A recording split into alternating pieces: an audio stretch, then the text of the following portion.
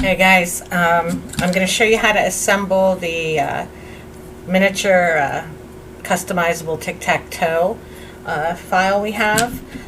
When you buy the file and open it up in your on your computer, you will not have the flower or the name Ella.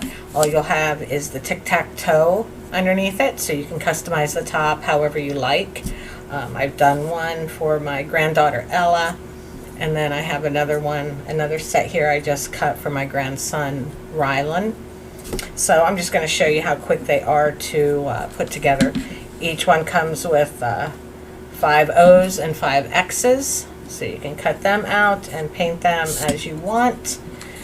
And I just take the top piece with the cutouts.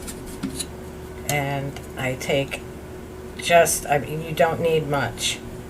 Just a little bit of wood glue all around.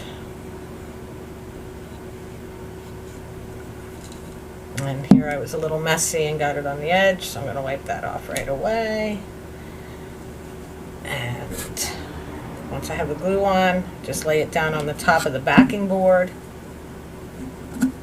Line it up just the way you want it. Evenly, preferably.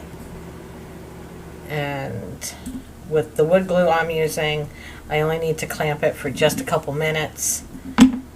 Clean up the edges.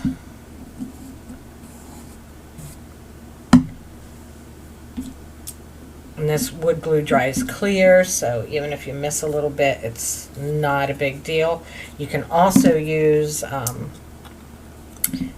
adhesive on the back of your wood, on the back of the cutout part, and just stick it down that way.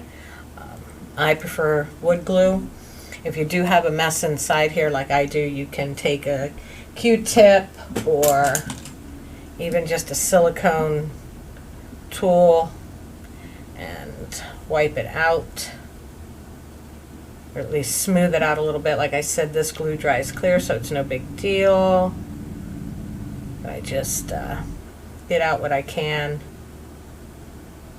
Normally I would stain these first too, but I'm actually going to let the grandkids paint them how they want them.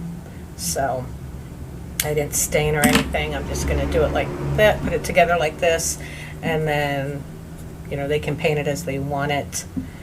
But that's how simple they are to put together. You just glue the top part to the base, and then you have your little X's and O's that just lay right in there.